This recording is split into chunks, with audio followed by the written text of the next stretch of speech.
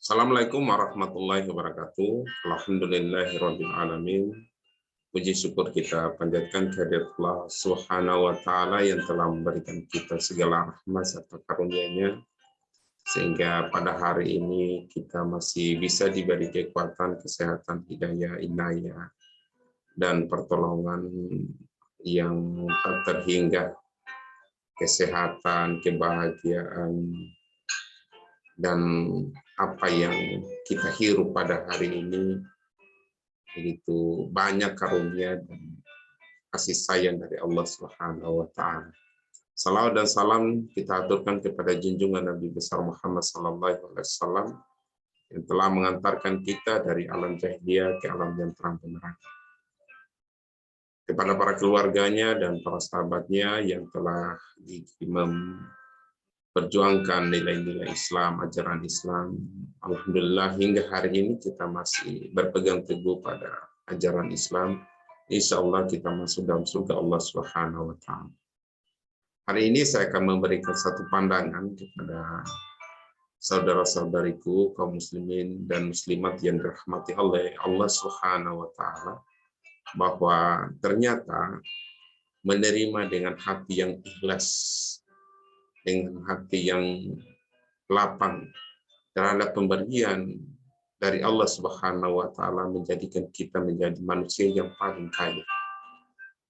Manusia yang kaya itu adalah, dalam perspektif saya, itu adalah orang yang selalu bersyukur dengan pemberian dari Allah Subhanahu wa taala.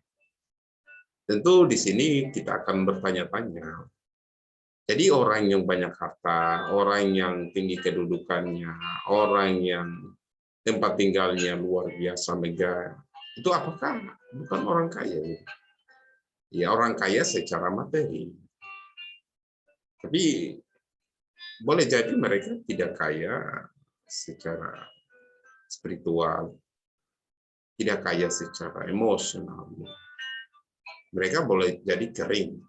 Mereka boleh jadi ya mendapatkan harta itu dengan cara-cara yang batil, dengan cara-cara mengkorupsi, merampok uang rakyat, boleh jadi. Atau boleh jadi ya mereka mendapatkan harta itu dengan cara-cara yang curang. Meskipun tidak semuanya. Banyak orang-orang yang kaya dengan cara berdagang, beternak, berwirausaha.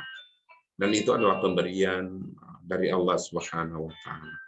Tapi terlepas dari situ, bahwa selagi manusia masih rakus, masih haus dengan nafsu duniawinya, ingin mendapatkan jabatan, harta yang sangat melimpah, tidak puas dengan apa yang telah Tuhan berikan, Allah berikan.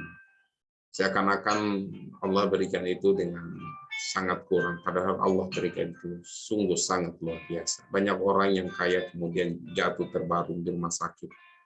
Banyak orang yang ganteng kemudian mereka jatuh dalam kemaksiatan, yang cantik mereka jatuh dalam lembah kesesatan dan dosa. Maka bersyukurlah dengan segala sesuatu yang diberikan oleh Allah Subhanahu wa taala. Kita bersyukur itu dalam artian kita bukan dalam posisi kita menjadikan hidup itu begitu-begitu saja, tidak. Tapi tetap kita tawakal, tetap kita berusaha dengan segala kekurangan yang ada. Banyak orang dengan segala keterbatasannya mereka mendapatkan peraih juara yang terbaik. Ada yang kadang-kala tidak punya kaki, kemudian mereka menjadi orang yang lomba juara satu, mungkin berlari atau mungkin melukis dan sebagainya.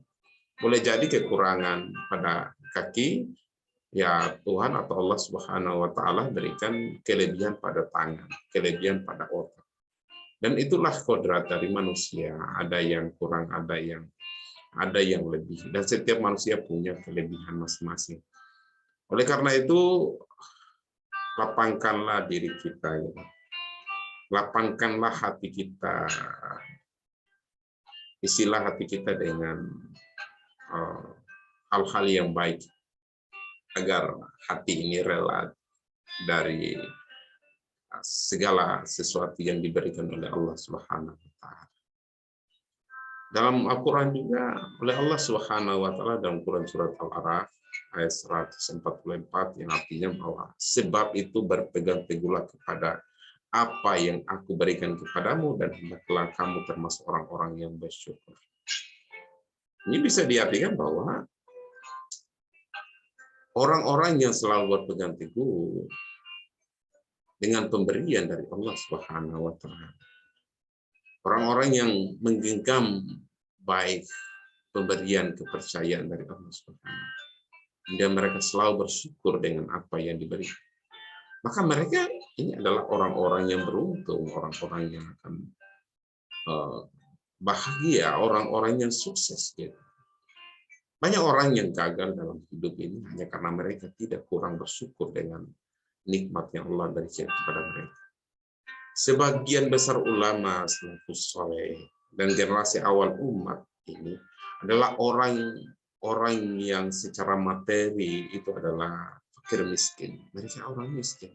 Tapi orang soleh, orang berpengaruh, orang yang otaknya, amalnya, ibadahnya itu sangat dihormati oleh manusia di dunia dan sangat disayangi oleh makhluk yang ada di langit, dan Allah Subhanahu wa taala menyayangi mereka semua.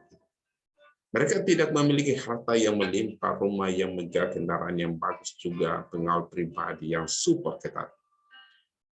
Meski demikian, mereka ternyata mampu membuat kehidupan ini justru lebih bermakna, serta membuat diri mereka dan masyarakatnya lebih bahagia pada saat mereka memimpin. Yang demikian itu adalah karena mereka senantiasa memanfaatkan setiap pemberian dari Allah Subhanahu wa taala dengan jalan-jalan yang benar. Oleh karena itu, gunakanlah umur, waktu, kemampuan, keterampilan yang ada pada kita ini dengan penuh keberkahan. Kebalikan dari kelompok manusia yang dipenuhi dengan keberkahan adalah mereka yang dikaruniai oleh Allah dengan kekayaan yang melimpah ruah, anak yang banyak, nikmat yang melimpah, tapi justru menyebabkan diri mereka senantiasa penuh dengan penderitaan, kecemasan, kegelisahan, berlimpah dosa, dan lain sebagainya. Adapun penyebabnya tak lain adalah karena mereka telah menyimpang dari fitrah dan tuntunan hidup yang benar, gitu. Ya, tuntunan hidup yang benar itu adalah bagaimana menjalani kehidupan ini dengan rasa syukur, dengan penuh ridho, dengan penuh keikhlasan yang Allah berikan kepada kita semua. Ini menjadi bukti nyata bahwa segala sesuatu, entah itu kekayaan, anak, pangkat jabatan, kehormatan, lain-lain sebagainya yang sifatnya duniawi, bukanlah segala-galanya. Semuanya akan sirna. Dan boleh jadi kita akan mempertanggungjawabkan dengan segala sesuatunya yang ada di dunia dengan kerakusan yang dimiliki.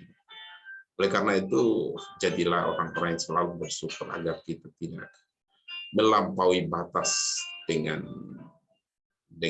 apa namanya yang Tuhan berikan kepada kita. Lihatlah betapa banyak para sarjana, para dokter, profesor mungkin yang tidak memberikan kontribusi yang sangat besar terhadap perubahan nasib masyarakat. Sebaliknya, tak sedikit manusia dengan ilmu dan kemampuan yang sangat terbatas sekali. Mereka bisa membangun parit, membangun sungai, merawat danau, merawat tanaman sehingga kita bisa makan hari ini. Bisa orang-orang yang menjaga air laut, menjaga ikan-ikan, mereka tidak punya sekolah, tapi mereka bisa menyediakan makanan minum, mereka bisa menjaga alam ini dengan sangat baik. Mereka senantiasa mengalirkan manfaat kebaikan dan kemakmuran kepada sesama manusia. Jika Anda ingin bahagia, maka terimalah dengan kerelaan hati dalam bentuk perawakan tubuh yang Allah ciptakan ini semua. Apapun kondisi keluarga Anda, bagaimanapun suara Anda, seperti apapun kemampuan daya tangkap Anda, orang bilang Anda bodoh, orang bilang Anda adalah orang yang tidak punya prestasi, ataupun pemahaman Anda dikucilkan, serta seberapapun penghasilan Anda yang dipandang oleh orang lain. Bahkan kalau ingin meneladani para sufi, orang yang zuhud, orang yang selalu sederhana dalam hidupnya, maka sesungguhnya mereka telah melakukan sesuatu yang lebih dari sekedar apa yang disebutkan itu. Mereka selalu berkata seyogianya, Anda senantiasa tetap senang hati menerima sedikit pun. Ya sedikit yang diberikan. Yang Anda miliki dengan rasa rela, hati yang ikhlas, lapang, dengan segala sesuatu yang boleh jadi Anda tidak miliki, ataupun Anda miliki tapi sedikit. Semuanya ikhlaskan, jalani kehidupan ini dengan baik. Tidak perlu menggerutu, menyalahkan orang lain, menyalahkan situasi. Jalani saja kehidupan ini dengan baik. Jalani dengan kesabaran, dengan ketekunan, dengan doa. Meminta kepada Allah Subhanahu wa taala kita menjadi orang-orang yang lurus. Berikutnya adalah mungkin beberapa hal yang perlu kita lakukan, perlu kita teladani tokoh-tokoh dalam dunia Islam yang sebenarnya banyak. Ya salah satunya itu misalnya Ahnaf Ibnu Qais, itu adalah orang yang berkebangsaan Arab yang paling sabar dan penyantun. Tapi tubuhnya sangat kurus. Oh, punggungnya bengkok, melengkung betisnya, lemah posturnya. Orang yang lemah dari segi fisik, tapi dia orang yang sabar, orang yang penyantun, orang yang suka dermawan. Mungkin dia punya keterbatasan dari segi fisik, tapi dia punya kelebihan yang luar biasa dalam hatinya. Atau misalnya seperti Al-A'mashi, itu mungkin nanti teman-teman cari. Dia adalah seorang ahli hadis kenamaan dunia. Ya, dia adalah sosok manusia yang sayup, matanya itu sayup, sorot matanya selalu tidak selalu sayup-sayup gitu. Orangnya selalu ya seperti itulah fisik orang yang lemah, orang yang cakir, orang yang miskin, bajunya compang-camping yang dikenakan itu tidak lebih baik daripada para pejabat yang dia adalah orang miskin. Tapi dia adalah ahli hadis yang selalu memberikan tausiah, memberikan ilmu kepada manusia lain. Ya perlu banyak para ulama-ulama yang sangat sederhana. Mereka adalah orang-orang yang merdeka, yang katakan semua nabi dan Rasulullah Subhanahu wa taala adalah pernah menjadi penggembala kambing. Dan meskipun mereka termasuk manusia-manusia pilihan dan sebaik-baiknya manusia, padahal mereka adalah seorang penggembala. Pekerjaan mereka pun tak jauh berbeda dengan manusia pada umumnya. Seperti Nabi Daud, dia adalah seorang tukang besi, Nabi Zakaria adalah tukang kayu, Nabi Idris adalah tukang jahit.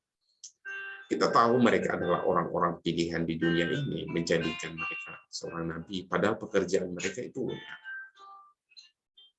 ya hanyalah orang-orang yang sederhana. Tapi mereka orang yang ikhlas, orang yang rela dengan pemberian dari Allah Subhanahu wa taala. Ini mengisyaratkan bahwa harga diri Anda ditentukan oleh kemampuan Anda. Ditentukan oleh amal soleh, kemampuan dalam mengelola hati, kemanfaatan Anda terhadap orang lain, atau akhlak yang Anda miliki. Oleh karena itu, janganlah kita merasa berkecil hati dengan segala kekurangan yang kita miliki. Boleh orang bilang kita tidak cantik, tidak ganteng, tidak punya harta, anak sedikit, atau rumah tidak megah. Ya, singkatnya terimalah yang Allah berikan kepada kita dengan kerelaan hati, agar kita menjadi orang-orang yang selalu kaya dengan pemberian dari Allah Subhanahu wa taala. Itu saja. Billahi taufiq wal hidayah. Assalamualaikum warahmatullahi wabarakatuh.